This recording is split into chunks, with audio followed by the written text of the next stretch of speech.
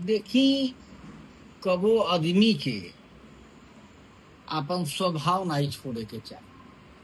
स्वभाव जे छोड़ेला ओकरा तकलीफ होला।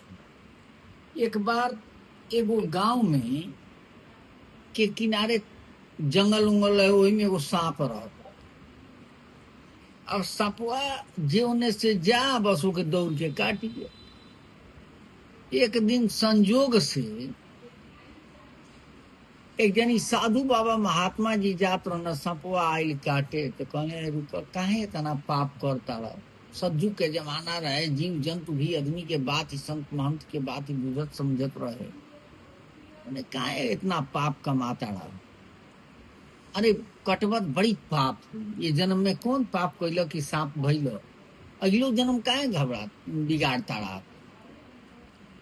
बोला सांपो की तो पता ही न का करिया, तो क्यों क्या से कटिया मत या साल भर बाद हम आए।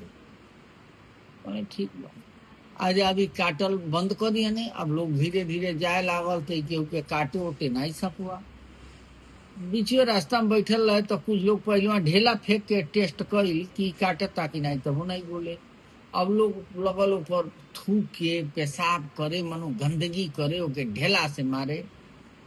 अब तो सांप साली भर महात्मा के वचन दिले रहे, कुछ कहे ना। साल भर बाद फिर महात्मा जी वही रास्ता पर आई। आज अब ने बस उनके देखलस इनका खड़ाऊ बाजल, बस सांप खड़ा हो गए। बोलस आज तो तहके मुआई उतार अंतिमे बात कने का भइल। बोला जब ऐसा मंत्र बता दिला कि हमार तो बड़ा दुर्दशा हो गई।